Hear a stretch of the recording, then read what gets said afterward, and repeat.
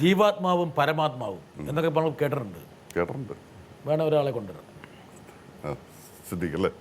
നമ്മൾ നമ്മുടെ പഴയകാല അനുഭവങ്ങൾ ഓർക്കുമ്പോൾ എപ്പോഴും നമുക്ക് ചിരിയാണ് അല്ലേ. ചിരി എന്ന് പറഞ്ഞു കഴിഞ്ഞാൽ സാധാരണ ചിരിയല്ല.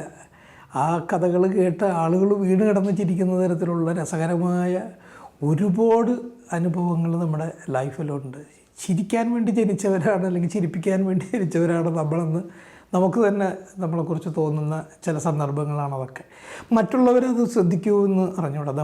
നമ്മളുടെ ഹ്യൂമർ ഒരു ഷൂട്ടിംഗ് ലൊക്കേഷനിലാണെങ്കിലും നമ്മൾ ഒരുമിച്ചുള്ളപ്പോഴാണെങ്കിലും ഒരു സ്ഥലത്ത് ഒരു തമാശ കണ്ടാൽ ഞാൻ ഉടനെ ലാലിൻ്റെ മുഖത്തേക്ക്, ലാൽ എൻ്റെ മുഖത്തേക്ക് നോക്കും. ബാക്കി ആ കൂട്ടത്തിൽ 100 പേരുണ്ടെങ്കിൽ ബാക്കി 98 പേരും അത് ശ്രദ്ധിച്ചിട്ട് പോലും ഉണ്ടാവില്ല. നമ്മൾ 2 പേരും ആയിരിക്കും അത് ശ്രദ്ധിക്കുക, നമ്മൾ സൈലൻ്റായിട്ട് ചിരിക്കുകയും ചെയ്യും. പക്ഷേ എനിക്കിപ്പോൾ ലാലിനോട് ചോദിക്കാനുള്ളത്, നമ്മൾ തമ്മിലുള്ള ആ കാലഘട്ടത്തിൽ ലാലിൻ്റെ ഏറ്റവും കൂടുതൽ വിഷമമുണ്ടാക്കിയിരിക്കുന്ന, സങ്കടമുണ്ടാക്കിയിരിക്കുന്ന ഒരു ഓർമ്മ ഏതാണ്? ഇങ്ങനെയാണ് സുഹൃത്തുക്കൾ പണിതിരുന്നത്.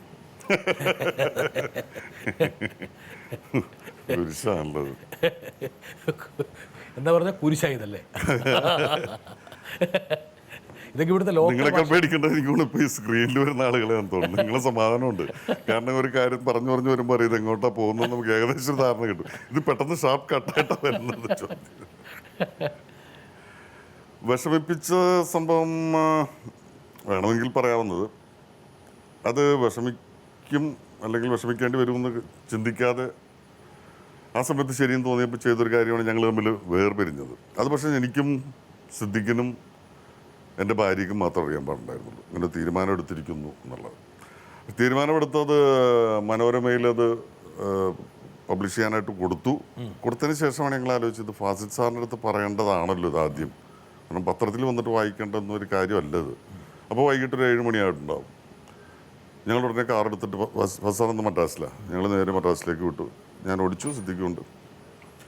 അവിടെ ചെന്ന് അദ്ദേഹത്തിൻ്റെ അടുത്ത് കാര്യം പറഞ്ഞു. പുള്ളി ഭയങ്കരമായിട്ട് അത് വഴക്ക് പറയാൻ കാര്യങ്ങളൊക്കെ ഉണ്ട്, അത് വേറെ പ്രശ്നങ്ങൾ. പക്ഷേ ഇത് പിറ്റേ ദിവസം കാലത്ത് പത്രത്തിൽ വന്നു കഴിഞ്ഞപ്പോൾ എൻ്റെയും സിദ്ദിഖിൻ്റെയും ബന്ധുമിത്രാദികളും സുഹൃത്തുക്കളുടെ ഒരു വരവുണ്ടായിരുന്നു വീടുകളിലേക്ക്. അത് ഫേസ് ചെയ്യാനായിട്ട് എൻ്റെ വൈഫേ ഉണ്ടായിരുന്നില്ല എൻ്റെ വീട്ടിൽ.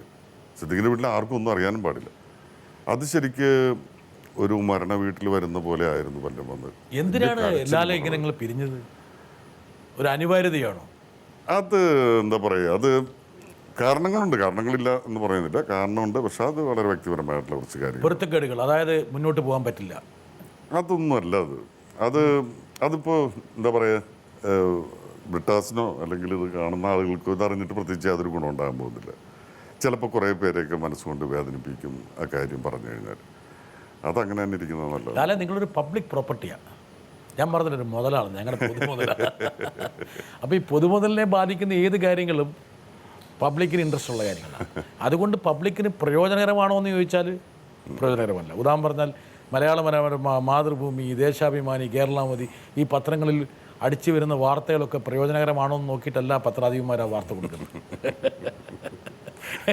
അത് പത്രധർമ്മം എന്നൊക്കെ പറയാം നമുക്കങ്ങനെ. ഒരു ലാൽ ധർമ്മം അനുഷ്ഠിക്കുകയാണെങ്കിൽ ഇത്രയും കാലമായിട്ട് നിങ്ങളിത് രഹസ്യമാക്കി വെച്ചിരിക്കുക. ഒരു പക്ഷേ ഒരു നിമിത്തമായിരിക്കില്ല. എന്താ കാരണം വെച്ചാൽ ലാൽ പണ്ടൊക്കെ പള്ളിയിൽ പോകുമെന്ന് പറഞ്ഞിട്ട് പലയിടത്തും കറങ്ങി നടക്കാറുണ്ടായിരുന്നു. എങ്കിലൊരു വിശ്വാസത്തിന് ചില, വിശ്വാസിയാണോ എന്ന് ചോദിച്ചാൽ വിശ്വാസി അല്ലേ എന്ന് ചോദിച്ചാൽ വിശ്വാസിയല്ല. ആ രീതിയിലൊക്കെ ആയിരുന്നു ജീവിതത്തിലെ കാര്യങ്ങളൊക്കെ. ഇതൊരു കുമ്പസാരാണെന്ന് വിചാരിച്ചാൽ അല്ല, ഇത് ഞങ്ങൾ പല പ്രാവശ്യം മറുപടി പറഞ്ഞിട്ടുണ്ട് ഇതിന്. അപ്പം ഈ പറഞ്ഞ കാര്യം തന്നെ വീണ്ടും വീണ്ടും പറയാന്ന് പറഞ്ഞാൽ ഭയങ്കര ബോറാണ്. അപ്പം എന്താ വെച്ചാൽ ഞങ്ങൾ അതൊന്നും അല്ല കാര്യം എന്നാണ് എന്നോട് ഓരോ പ്രാവശ്യവും പറയുന്നത് ഓരോ കാരണങ്ങളാണ്. കാരണം പറഞ്ഞ കാര്യം വീണ്ടും വീണ്ടും പറഞ്ഞു. ഇത് തന്നെയാണ് എന്താ കാരണം വെച്ചാൽ ഞാൻ ശ്രദ്ധിച്ചു, ഇന്നേ വരെ കറക്റ്റായ കാര്യങ്ങൾ ഇവർ രണ്ടുപേരും പറഞ്ഞിട്ടില്ല എന്നൊരാൾ പറഞ്ഞു.